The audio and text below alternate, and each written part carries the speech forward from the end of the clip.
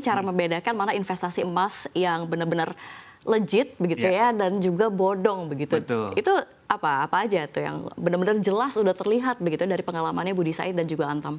Nah, paling gampang adalah tadi ya, sifatnya penjualan emas itu kan cash and carry gitu ya, Safira. Jadi kalau misalkan kita beli emas nih, dimanapun lah, paling simpel di toko emas gitu, ada uang, emas langsung kita ambil, bawa pulang kan. Nah, di kasusnya Eksi, Budi Said, dan Antam ini, dia beli emas tapi pengirimannya itu 12 hari kemudian. Nah, ini kan udah patut dicurigai sendiri gitu ya. Kenapa gue beli, gue kasih duitnya sekarang kok gue baru dapat barangnya 12 hari kemudian. Sementara kalau di Antam itu kan sebenarnya dia kan ada ready stoknya gitu ya. Atau kalau emang mau dia pesen dulu gitu kan. Jadi uang yang dibayar, barang langsung ambil gitu. Karena simpelnya emang seperti itu. Itu yang pertama. Yang kedua, penawaran diskon gitu ya. Penawaran diskon yang hanya dari mulut misalkan orang per orang tertentu itu harus di cross check juga nih ke dealer resminya lah gitu atau ke butik resminya kalau di Antam gitu ya atau di perusahaan lain mungkin ke tokonya gitu. Bener nggak nih gitu. Jangan sampai cuman tawaran tipu-tipu sepihak aja gitu. Sebenarnya memang nggak ada diskon gitu. Nah, ini yang dugaan kuat makanya ada skema Ponzi tadi gitu ya. Karena hampir dikatakan atau bahkan mustahil ya orang menjual emas di bawah harga pasar buybacknya ya pasti dia rugi lah, ngapain juga kalau harganya 1 juta gue jual 800.000 sebagai pedagang maksudnya gue rugi gitu. Karena walaupun beli bertonton juga nggak akan menguntungkan Antam juga kan. Betul, justru kan itu harga standar yang memang sudah real time setiap hari terupdate dan memang sebegitu transparannya karena emas ini kan sifatnya barang liquid yang memang istilahnya langka gitu ya, nggak mungkin dia didiskon terlalu besar karena dia punya nilai gitu ya, kecuali mungkin barang-barang yang sifatnya consumer gitu ya. Oke, Mas Ai, ini menarik. Tadi kan salah satu memang yang kalau kita lihat ciri-cirinya tidak masuk akal itu kan sebenarnya kalau beli emas itu kan cash and carry. Betul. Tapi kita yakini dulu deh, ini Budi Said adalah pembeli yang smart begitu ya. Artinya memang kalau misalkan dia beli baru ada 2 minggu, kenapa dia nggak menanyakan ke Antam? Jadi dia oke dengan hal itu untuk menunggu 2 minggu barangnya datang, tapi dia sudah mentransfer terlebih dahulu atau ada faktur tersebut.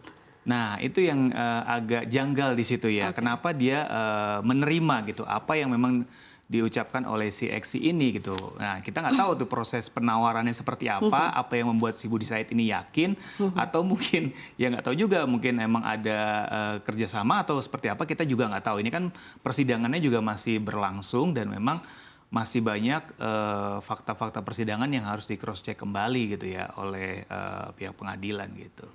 Oke, ini harusnya sih sama ya, tapi kalau misalkan menurut pengalaman Mas Ai begitu ya, ini kalau misalkan prosedurnya nih seperti apa jual beli emas di butik emas dan sejauh mana sih sebenarnya skema pembelian dari Budi Said ini sudah sesuai atau memang belum? Ini menurut pengalaman Mas Ai.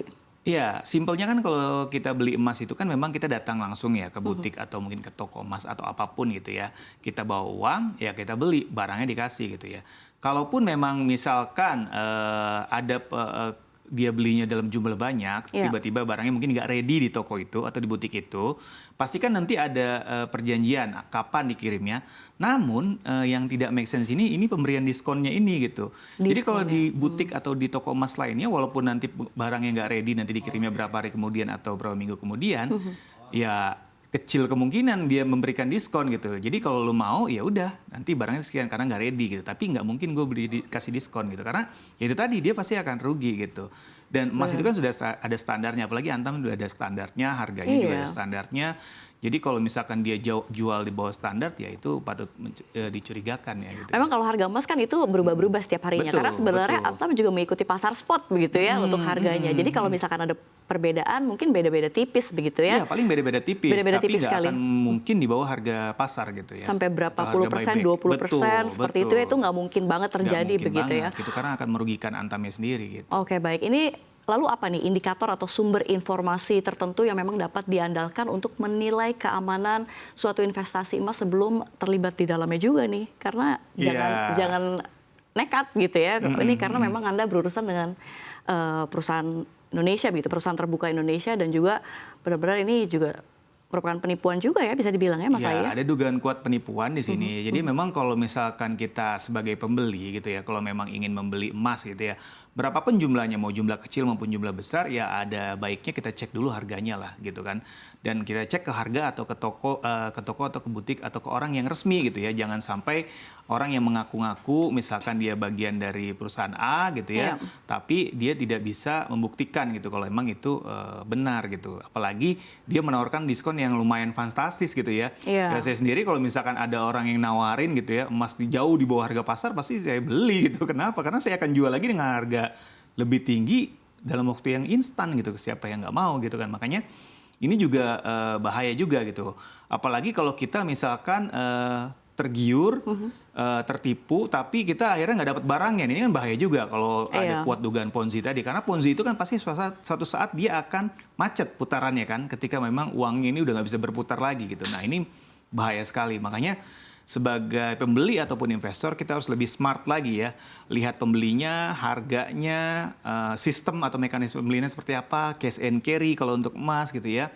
Lalu juga apakah wajar diskon yang diberikan, kalaupun ada diskon biasanya harusnya di atas harga buyback gitu ya. Jadi memang itu sudah suatu mekanisme pasar tersendiri ya untuk investasi emas gitu. Dan memang di Antam itu nggak ada marketing ya. Si X yang Anggraini ini sebenarnya tidak terafiliasi dengan PT Antam, atau kan kalau kita dengar begitu ya, ini merupakan marketing sales atau marketingnya begitu ya. Itu ternyata memang di Antam tidak ada seperti itu ya? Ya, berdasarkan informasi yang ada gitu ya, memang SC ini mengaku dia sebagai marketingnya Antam. Dan memang sebenarnya tidak ada ya dalam pembelian dan penjualan di Antam, tidak ada. Mungkin freelance yang memang kenal sama orang Antam atau seperti apa, kita nggak tahu ya. Iya, betul sekali. Ya, itu make sense.